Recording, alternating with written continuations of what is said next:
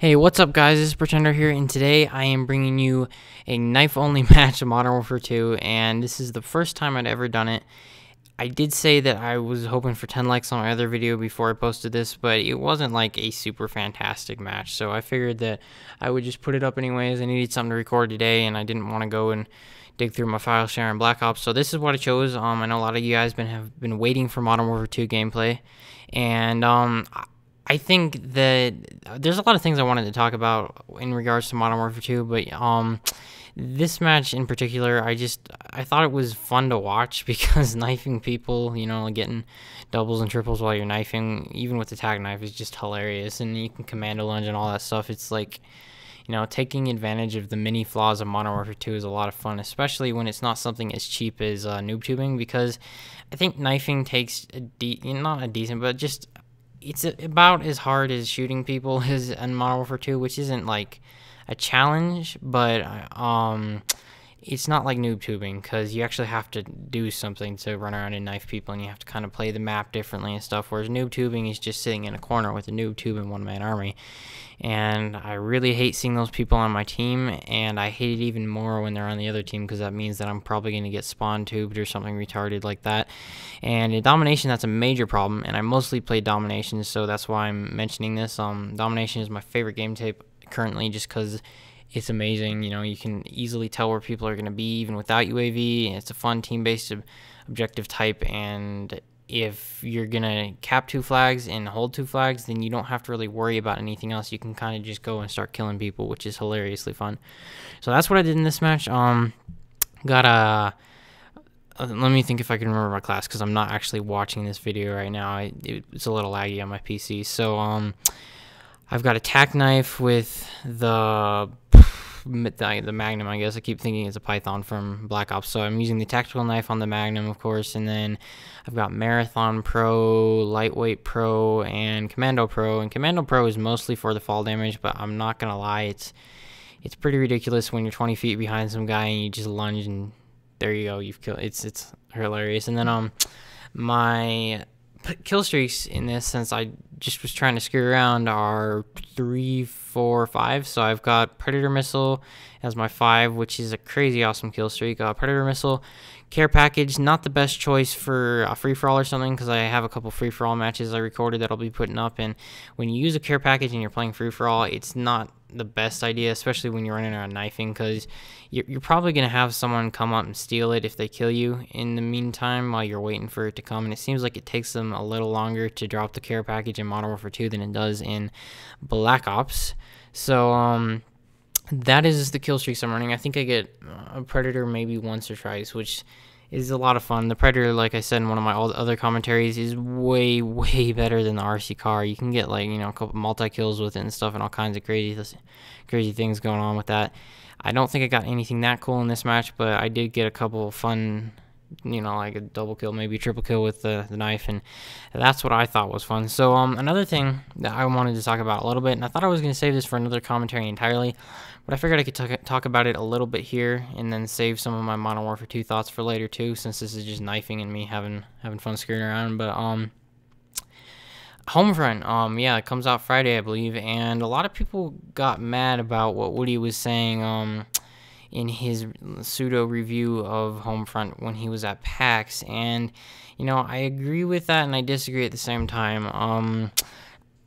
There was a guy, HMS Duck or something like that. I'll put a link to his channel in the description and the annotation at the end. He's got a cool channel where he's got some gameplay from Homefront and Black Ops commentary, stuff like that. HD PVR quality, you should definitely check it out. But he was saying a lot of the stuff that Woody was saying is false, and I kind of tend to agree with that when I watch his videos, because like, what he was talking about, how the reload was like painfully slow, and maybe that's true in single player, but when you watch the multiplayer videos, at least that this guy had on his channel, the reload is faster than a lot of guns in Call of Duty with sleight of hand, and that, even without the tactical reload or whatever, and it's one of the unlocks in the game, it's basically a perk, and even with without the tactical reload, the reloads are decently fast, so I'm not sure where that came from. Maybe in the single player it's different, I'm sure like a rocket launcher or something takes you a minute to reload, and I don't know. So anyways, I mean, the campaign has been talked about quite a bit, and I'm sure that's a main selling point to a lot of people. But I mean, campaigns, a lot of games, I played through Black Ops, I played through Modern Warfare 2, I played through Call of Duty 4, and Call of Duty 4 had a good campaign, so did Black Ops, but it's not anywhere near, I don't really play through those for the story. I don't think I hope no one does. I'm not gonna go and say that a lot of shooter games have fantastic stories, and I know they can, because BioShock is like, it has a story that you care about, and there's a lot of games that do, I guess. And I just, I don't come into a game like Homefront or Call of Duty saying, oh, I am so excited to play through this campaign because it's just gonna have the most epic story of all time. It's not what the game is about, and I think a lot of people know that, but a lot of people don't. So anyways, campaign clocks in at 5 hours, which is pretty bad. A lot of people got mad that Modern Warfare 2 had a short campaign and it was a little longer than 5 hours, so I'm not sure how a lot of people are going to accept that.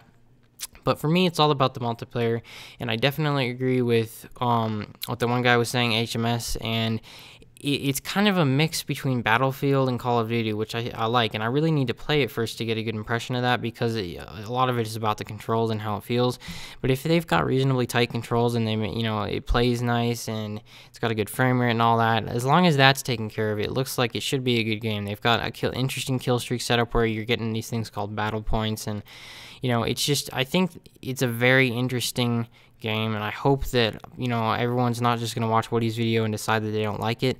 But at the same time, he is at PAX and he played it and watched it, and he definitely knows what he's talking about, and that is his opinion. It could be, it could change later, but I'm not sure. I mean, I've seen it for myself, but like I said, you really have to play it to get a good idea, I think. And if he's played it, maybe he's just watched it and got a bad impression, but if you've played it, it all comes down to your opinion. And a lot of people are just hardcore Call of Duty guys, and maybe that's what he is, and I've just misjudged him. But I have a feeling that that's not the case, because I mean, I think he's willing to play other games too. So that wasn't what I was intending on talking about, though. Basically, I'm interested in Homefront.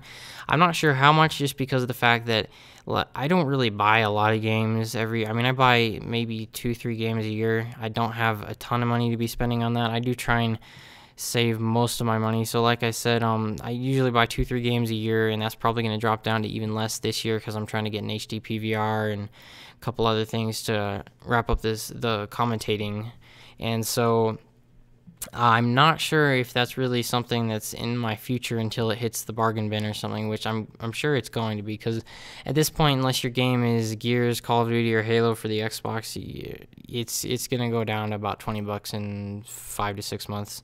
I mean, Rock Band 3 is down to like 30 at the Target by my house, so I'm guessing that I'll be able to pick it up pretty cheap later, but I'm not sure if it's the kind of game that I really want to be spending $60 on. So this commentary is probably gonna have to wrap up here. I think I've already gone past my time. Hopefully you guys enjoyed it. Let me know what you think about Homefront, if you want to see any of it. If there's a demo that comes out, I'll definitely